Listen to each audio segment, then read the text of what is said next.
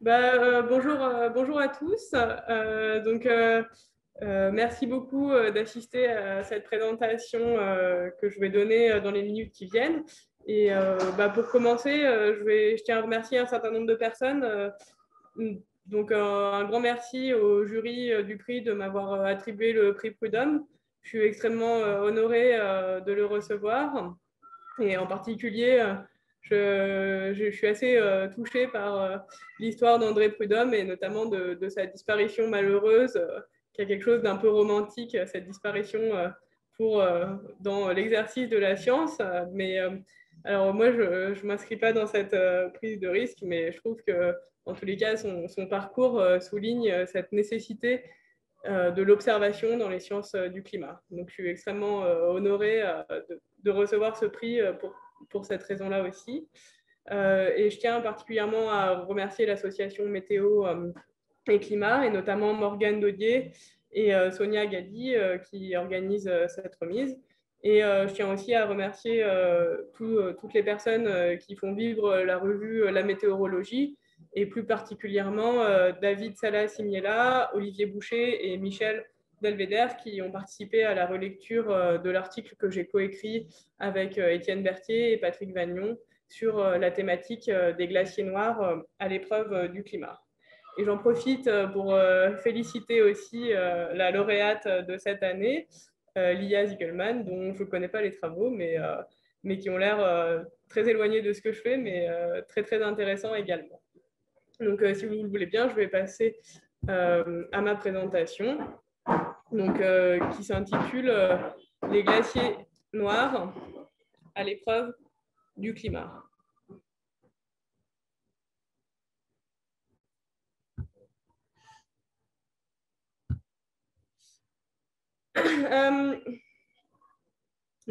Tout d'abord, je vais commencer par une définition rapide des glaciers noirs. Donc, en anglais, c'est les debris covered glaciers.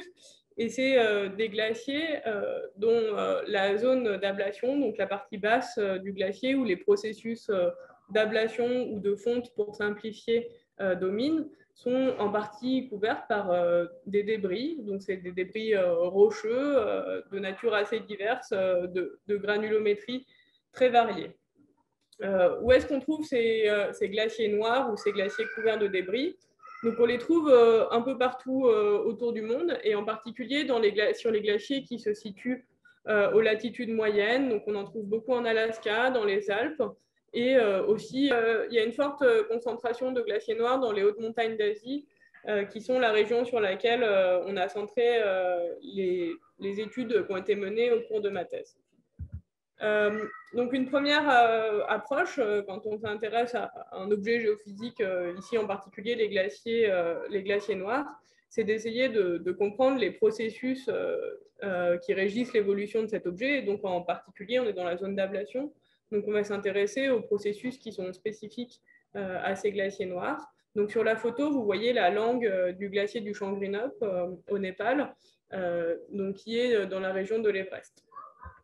Si on fait un zoom sur la surface de ce glacier, en fait, on se rend compte que ce n'est pas du tout une couverture homogène. Donc, on voit déjà que la couverture de débris, elle est très hétérogène par la granulométrie, mais on voit aussi qu'il y a des structures spécifiques qui sont à la surface. Et donc ici, en vert, j'ai souligné les falaises de glace, et en bleu, des petits lacs supraglaciaires. Donc, si on regarde la répartition de ces différentes surfaces, en fait, pour le cas du glacier du Shangri-Nup, les débris occupent la majeure partie de la surface, à environ 94%, les falaises à peu près 5%, et les lacs supraglaciaires de l'ordre du pourcent. Donc, pour les surfaces qui sont couvertes de débris, en fait, une observation qui est relativement bien établie par ailleurs dans la littérature, c'est la réduction de la fonte quand on a affaire à des épaisseurs de débris assez élevées. Donc, c'est ce que montre la courbe que vous voyez à droite, qui trace l'ablation relative par rapport à de la glace blanche, enfin vive, versus de la glace couverte de débris avec des débris d'épaisseur variée. Et donc, ce qu'on peut retenir, c'est que dès lors que les débris sont plus épais qu'une vingtaine de centimètres, la fonte est réduite d'environ 75% par rapport à de la glace non couverte de débris. On peut aussi s'intéresser aux lacs supraglaciaires, qui cette fois jouent à l'opposé de la couverture de débris, c'est-à-dire qu'ils favorisent l'entrée d'énergie dans le système. Et donc, c'est là qu'ils sont présents en nombre à la surface de tous les glaciers couverts de débris. Et en fait, l'importance de l'ablation, leur importance pour l'ablation, en fait, elle est soulignée par les grandes cavités qui creusent dans le glacier. Donc, ils creusent de véritables chenaux de circulation de l'eau. Donc, c'est ce que vous voyez sur la photo de droite. Et donc, ça montre qu'en fait, ils permettent à une grande quantité d'eau de circuler dans le glacier et du coup d'entraîner encore plus de fonte à l'intérieur même du glacier. Ensuite, le dernier type de surface auquel on s'intéresse, c'est les falaises de glace. Donc, c'est celle que vous voyez sur l'animation à droite. Et en fait, cette animation, c'est deux modèles 3D qui sont alternés entre 2016 et 2017. Et ce qu'on voit, c'est qu'en fait, il y a des retraits assez spectaculaires des falaises de glace, alors même que le reste de la surface du glacier est plutôt immobile. Et donc, en fait, on sait que les falaises de glace, elles contribuent à l'ablation de façon importante, mais cette contribution, elle reste encore très peu quantifiée. Et donc, en fait, peut-être qu'une originalité de ma thèse, c'était justement de se baser sur une approche multi-échelle. Le schéma montre une représentation schématique d'un glacier couvert de débris. Et donc, dans une première partie de ma thèse, on s'est vraiment on s'est focalisé sur des processus petite échelle, donc sur les processus d'ablation que je vous ai présentés précédemment à l'échelle d'un glacier. Mais on a doublé ça en fait d'études qui sont à l'échelle d'un glacier et surtout plus spécifiquement à l'échelle d'une population de glaciers. Et donc là, on a regardé des changements de masse des glaciers à une échelle décennale et on a regardé ça pour l'ensemble des glaciers des hautes montagnes d'Asie. Donc c'est pour ça que c'est ce que j'illustre par cette collection de schémas. Donc tout d'abord, en fait, la contribution très spécifique de ma thèse, c'est d'être allé quantifier la part de l'ablation qui venait justement des falaises de glace pour le glacier du Shangri-Nup que je vous ai montré précédemment, qui se trouve au Népal. Donc, le glacier du Shangri-Nup, c'est une langue couverte de débris qui occupe à peu près 4 km². Et donc, vous voyez ici sur un fond d'orthoimage Pléiade. Les falaises de glace sont soulignées en orange et même certaines qui ont été étudiées plus spécifiquement sont soulignées en bleu.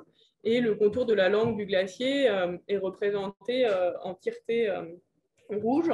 Et au-dessus, la flèche noire, ça montre la séparation avec la zone amont du glacier qui est non couverte de débris. Donc nous, on s'intéresse vraiment à quantifier le retrait de ces falaises, mais le problème, c'est que les falaises se retirent et en même temps, la glace s'écoule. Donc si on suit uniquement la topographie du glacier, on ne peut pas mesurer exactement la part qui est due au retrait de la falaise. Et donc en fait, toute l'astuce qu'on a développée, c'était en fait de translater toute la surface du glacier de son écoulement comme s'il n'y avait pas de falaise au premier temps T1, donc pour aboutir à la surface fictive T1', et donc différencier cette surface avec cette topographie avec la topographie mesurée à T2 pour mesurer exactement la part de fonte, de changement d'épaisseur du glacier qui vient de la fonte de la falaise. Donc pour ça, on a utilisé beaucoup de données qui sont toutes basées sur la photogrammétrie avec des traitements spécifiques, donc je ne vais pas entrer dans le détail, mais tous ces traitements permettent d'aboutir à des modèles numériques de terrain, donc MNT en français ou DEM en anglais. Et donc pour ça, on a fait des acquisitions en 2015, 2016, 2017, avec vraiment des sources de données très variées, y compris des MNT obtenus par les satellites Pléiade à 2 mètres de résolution. Ces surfaces de topographie, elles sont combinées avec des cartes de vitesse en surface qui ont été obtenues aussi par corrélation d'images satellitaires. Et c'est là où c'est très important aussi de faire des mesures de terrain. C'est parce qu'en fait, on avait besoin de mesurer le flux de glace qui arrivait dans la partie couverte de débris. Et donc, pour ça, on se base sur des mesures de terrain avec des GPR, donc des Ground Penetrating Radars, qui ont été mesurées en 2011. Et donc, ces mesures étaient vraiment nécessaires pour corriger justement des effets de la topographie, enfin les effets de l'écoulement de la glace sur la topographie. Donc, ce qu'on a montré en fait dans cette étude, c'est que pour le glacier du Shangri-La, sur les 2 années, les 2 saisons d'ablation qu'on a étudiées, les falaises, elles occupent à peu près 7% de la surface de la langue et elles ont contribué à peu près à 23%, donc quasiment un quart de l'ablation de la langue.